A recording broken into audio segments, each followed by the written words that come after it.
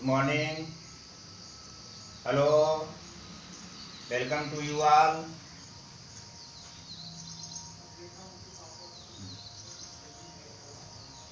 Hello everyone, students. DLED students. Second semester. IRCY from Beni Prasad Singh Sombansi PG College, Bharofan Patti, Pratapgarh. Today I shall discuss about verb. My dear students, देखिए आज हम इस video में, इस lecture में verb पर discuss करेंगे। तो my dear students, DElEd second semester, subject English, verb, topic verb पर डिस्कस किया जाएगा। ओके, देखिए डेफिनेशन क्या है वर्ब की। Definition,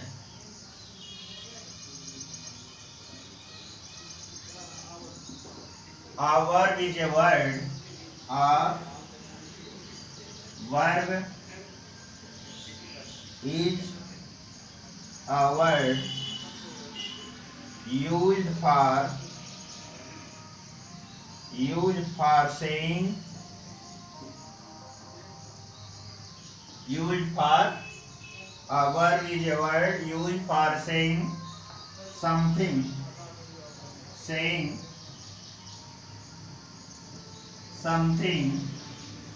about, used for something saying about person or thing, देखिए डेफिनेशन इसकी क्या है। A verb is a word used for saying something about person or thing। देखिए सामान्य रूप से क्रिया का मतलब होता है करना। जब हम जो है पर्सन या व्यक्ति के बारे में कुछ प्रयोग करते हैं, यूज किया जाता है इसके अकॉर्डिंग, इसके लिए तो हम उसे वर्ब कहते हैं। वर्ब का मतलब होता है करना। ये क्रिया है। जब थिंग और पर्सन के लिए कोई काम किया जाता है तो हम उसे वर्ब कहते हैं। तो यहाँ वर्ब, यही परिभाषा है। A verb is a word used for saying something about person or thing। Okay, I hope आपको ये परिभाषा समझ में आ गई। अब देखिए kinds of verb.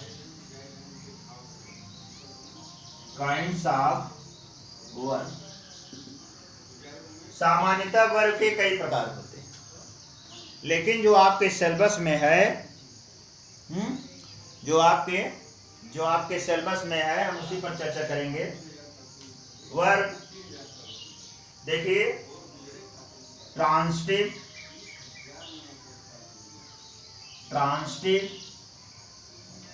Verb,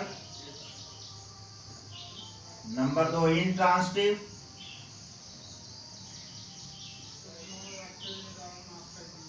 number 3 linking,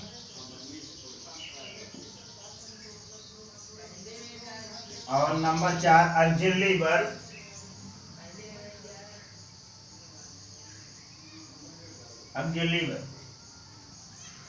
और कहीं पर जो है एक प्रकार और इसके बताया गया फ्रेजल वर्ब।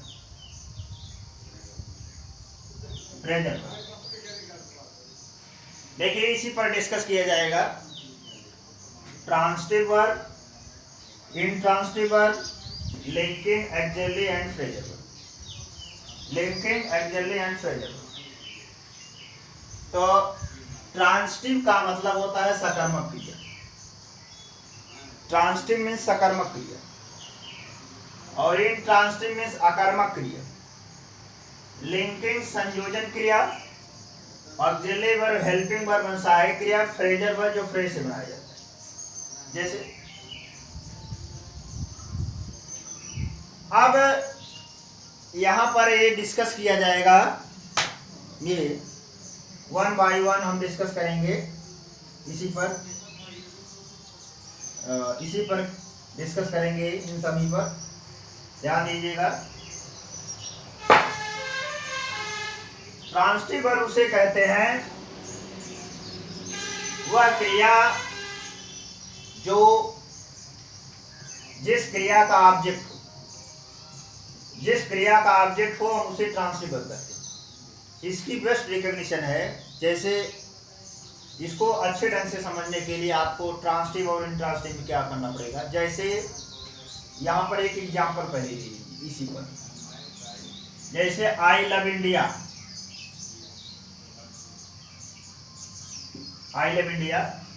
या आई रीड इंग्लिश, एग्जाम्पल दीजिए। यहाँ पर ये जो लव और रीड है, लव एंड रीड, ये वर्ब है। तो किस प्रकार की वर्ब है? ट्रांसिटिव वर्ब, इंट्रांसिटिव या ट्रांसिटिव वर्ब। देखिए, वह क्रिया जिस क्रिया का ऑब्जेक्ट हो, जिस क्रिया का ऑब्जेक्ट बनाया जा सके या ऑब्जेक्ट प्राप्त किया जा सके, वो क्रिया जो है ट्रांसिटिव वर्ब।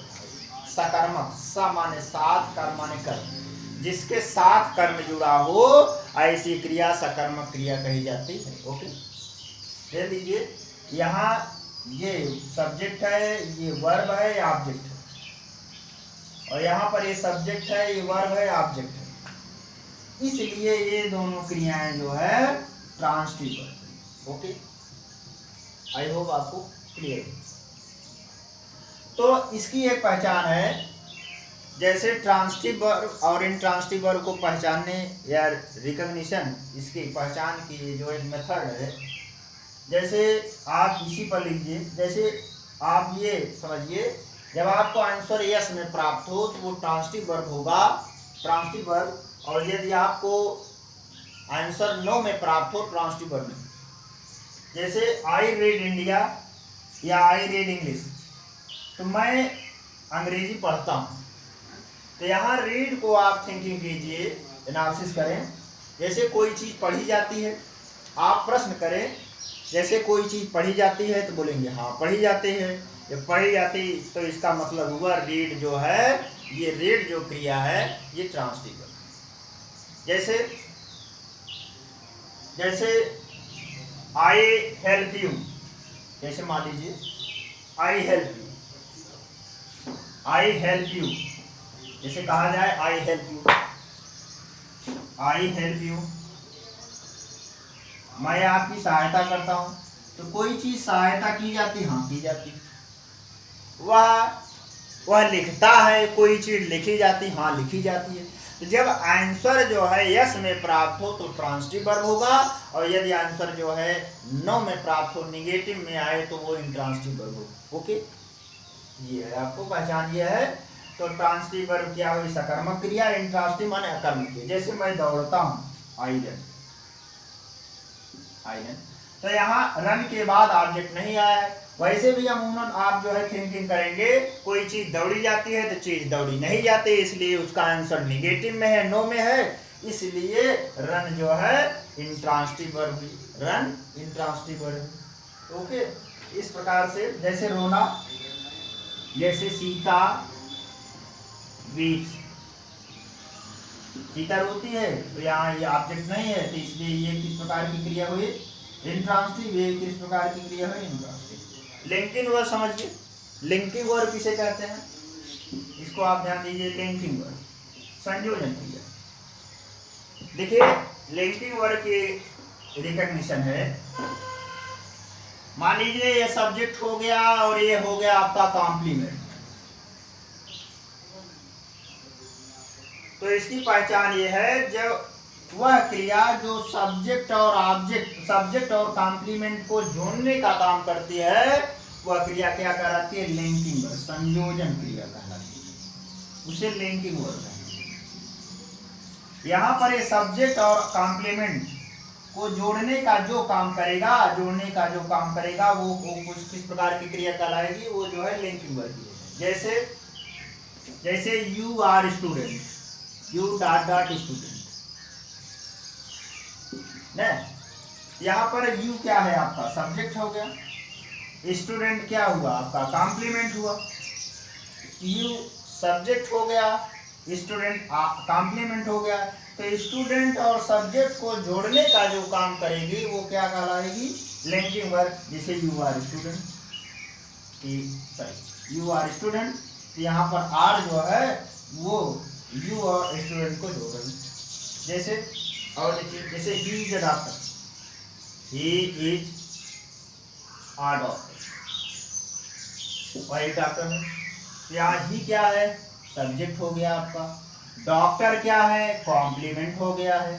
तो सब्जेक्ट और कॉम्प्लीमेंट को जोड़ने का काम कौन वर्ब कर रही है? एज कर रही है, इसलिए एज लिंकिंग वर्ब संयोजन की है। ओके, अगला देखिए, अगला टॉपिक, अगला ये है आपका ऑक्सिलरी वर्ब। ऑक्सिलरी वर्ब में सहायक क्रिया, सहायक क्रिया, जो क्रिया जो है वह क्रिया जो मेन वर्ब के हेल्प के रूप में लगती है उसे हम ऑक्सिलरी वर्ब कहते हैं। जैसे he has gone to market, यहाँ ध्यान दीजिए, यहाँ हैज जो है, यहाँ पर हैज ऑक्सिलरी वर्ब है क्योंकि ये मेन वर्ब के हेल्प के रूप में, ये हो गया। फ्रेजल वर्ब किसे कहते हैं? फ्रेजल वर्ब होती है जैसे जब एक क्रिया दूसरी क्रिया, जैसे गो अबाउट, रन अबाउट, तो फ्रेज के रूप में प्रयोग की जाती है, तब उसे फ्रेजल वर्ब। अब आगे हम डिस्कस करेंगे ये इन वर्ब का प्रयोग कहाँ होता है, इन वर्गों का प्रयोग जो है किस रूप में होता है, हम उस पर डिस्कस करेंगे। तो रूल देखिए, rule number 1। Now take down rule number 1। Rule number 1, rule ये है, ये नियम है, जब दो या दो से अधिक सिंगुलर नाउन्स या सब्जेक्ट, जब दो या दो से अधिक सिंगुलर सब्जेक्ट एंड से जुड़े हों तो उसके बाद आने वाली क्रिया प्लूरल में होगी। फिर से सुन लीजिए, जब दो या दो से अधिक सिंगुलर सब्जेक्ट्स एंड से जुड़े हैं तो उसके बाद आने वाली क्रिया प्लूरल में होगी, तो उसके बाद आने वाली क्रिया प्लूरल होगी, ये पहला नियम। जैसे ध्यान दीजिएगा, Ram, Ram and Mohan, Ram and Mohan are coming. याद है, जब दो या दो से अधिक, मैंने क्या नियम बताया, जब दो या दो से अधिक सिंगुलर नाउन एंड से जुड़े हैं तो उसके बाद आने वाली क्रिया प्लूरल में होगी, प्लूरल में। ये देखिए, राम सिंगुलर सब्जेक्ट है, मोहन सिंगुलर सब्जेक्ट है, दोनों, ये दोनों किससे जुड़े हैं? एंड से जुड़े हैं। तो जब एंड से जुड़े हैं तो इसके बाद जो क्रिया आएगी बहुवचन में होगी, ये बहुवचन हुआ, पहला नियम। वो क्या होगा? बहुवचन में होगा, ये पहला नियम है। तो राम एंड मोहन, देखिए, राम एंड मोहन एक वचन, ये दोनों एक वचन सब्जेक्ट हैं, राम भी सिंगुलर में है, मोहन भी सिंगुलर में है, इसलिए उसके बाद आने वाली क्रिया जो है वो किसमें है? वो किसमें है? बहुवचन में है, प्लूरल में प्रयोग की गई है। और देखिए, जैसे राम एंड श्याम, दूसरा example, Sita and Gita, Sita and Gita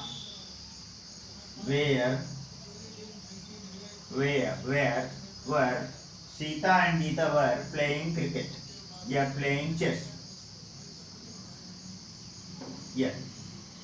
Sita singular में है, गीता सिंगुलर सब्जेक्ट है, दोनों किससे जुड़े हैं? एंड से, तो उसके बाद आने वाली क्रिया किसमें होगी? प्लूरल में। प्लूरल मतलब बहुवचन में। तो आपको, आई होप आपको समझ में आ गया होगा, आई होप आपको समझ में आ गया होगा। अगला रूल देखिए, rule number 2। Now take down rule number 2। इसका आप लोग नोट्स भी बनाते चलिएगा। रूल नंबर 2 क्या है? जब दो सिंगुलर नाउन्स या जब दो एक वचनकर्ता एक ही व्यक्ति या वस्तु को बताएं तो उसके बाद आने वाली क्रिया सिंगुलर में होगी। फिर से सुन लीजिए, जब दो सिंगुलर नाउन्स एक ही व्यक्ति या वस्तु को बताएं तो उसके बाद आने वाली क्रिया सिंगुलर में होगी, एक वचन में होगी। जैसे द टीचर, द प्रिंसिपल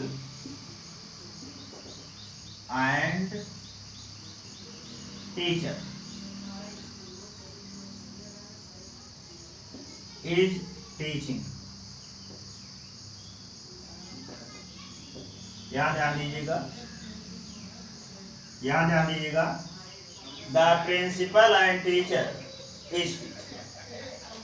ये रूल नंबर 2 में क्या है, मैंने आपको बताया, जब दो सिंगुलर नाउन्स, ये प्रिंसिपल सिंगुलर नाउन में है, ये आपका, और टीचर भी सिंगुलर नाउन में। ध्यान सुनिएगा, जब दो सिंगुलर नाउन्स, दो है मतलब ये हो गया और ये, यहाँ पर एक प्रिंसिपल है, वन प्रिंसिपल, यहाँ पर वन टीचर, तो एक लोग है ये है, एक लोग ये है। तो आगे क्या बता रहा है, एक ही व्यक्ति या वस्तु को बताए। अगला रूल क्या है इसी संबंधित, तो एक ही व्यक्ति या वस्तु को बताए तो आने वाली क्रिया क्या होगी, सिंगुलर में होगी, एक वचन में होगी। सिंगुलर में होगी अर्थात एक वचन में होगी। देखिए ध्यान सुनिए, यहाँ पर देखिए, यहाँ पर ये जो प्रिंसिपल हैं यही टीचर भी है।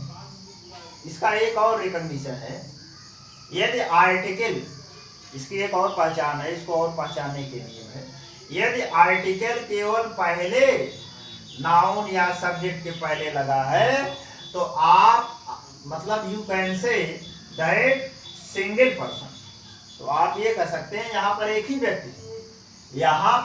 ही व्यक्ति है, वो प्रिंसिपल भी है और टीचर भी। यहाँ पर आप जो देख रहे हैं, यहाँ पर प्रिंसिपल और टीचर अलग अलग नहीं है। यहाँ इस सेंटेंस से ये मतलब है, यहाँ पर ये जो सेंटेंस लिखा गया है इससे ये मतलब है प्रिंसिपल और टीचर एक ही है जो दोनों का काम कर रहे हैं। तो principal and teacher is teaching, यहाँ पर प्रिंसिपल वही प्रिंसिपल टीचर भी है और क्या कर रहे हैं, टीच कर रहे हैं। इसलिए पर ये जो क्रिया आई है सिंगुलर में है, अर्थात कितने वचन होनी चाहिए, एक वचन में होनी चाहिए। तो आई होप आपको समझ में आ गया। तो यदि ऐसे इस प्रकार के वाक्य आए जाएं, दो ढंग से हैं। यहाँ पर अगर आपको नहीं समझ में आता है तो आप यही ध्यान दीजिएगा, ये आर्टिकल है, ये अंदर आर्टिकल होता है। जैसे ये है, यहाँ पर आर्टिकल इसमें नहीं लगा है। अगर इसी का बहुवचन बनाना हो तो इसी का अगला रूल हम जैसे लिखें, इसी का यदि अगर अगला रूल आप लिखेंगे तो जैसे यदि दो सिंगुलर नाउन्स अलग अलग व्यक्तियों का बोध कराते हो तो आने वाली क्रिया क्या होगी, बहुवचन होगी। तो इसी से संबंधित देखिए, जैसे the principal and the teacher, principal and the teacher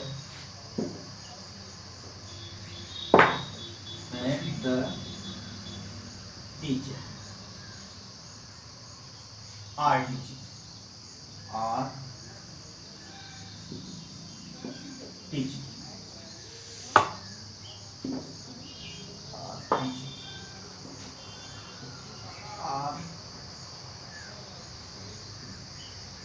ये देखिए, इस रूल को आप बोथ आर डिफरेंस, दोनों में अंतर क्या है। देखिए यहाँ पर प्रिंसिपल है, यहाँ पर भी प्रिंसिपल है, यहाँ पर टीचर है, यहाँ पर भी टीचर है, यहाँ पर टीचिंग लगा है, यहाँ पर भी टीचिंग लगा है। डिफरेंस क्या है, डिफरेंस दो जगह है, एक यहाँ पर है डिफरेंस और ये यहाँ पर आर्टिकल नहीं लगा है। तो तीसरा नियम यही हो गया है, जब दो या दो से अधिक सिंगुलर नाउन्स अलग अलग व्यक्ति या वस्तु का बोध कराते हो या बताते हो तो उसके बाद आने वाली क्रिया क्या होगी, प्लूरल में। तो उसके बाद आने वाली क्रिया प्लूरल में होगी, अर्थात प्लूरल वर्ब होगी, बहुवचन में होगी। यहाँ पर ये जो प्रिंसिपल साहब हैं वो अलग हैं, टीचर अलग हैं, इसलिए यहाँ पर किस वर्ग का प्रयोग किया गया, आर वर्ग का प्रयोग। तो आपको समझ में आई होगी। तो प्रिंसिपल हियर, यहाँ पर वन प्रिंसिपल है, यहाँ पर टीचर अलग है, प्रिंसिपल अलग है, इसलिए आने वाली क्रिया कई वचन में है, सिंगुलर में है, आने वाली क्रिया कई वचन में है, सिंगुलर में। तो इसके बाद जो है अगले वर्ग पर अगली चर्चा जो है हम अगले टॉपिक पर करेंगे। तो आप लोग जो है थारोली इसको स्टडी कीजिए। धन्यवाद, थैंक्स।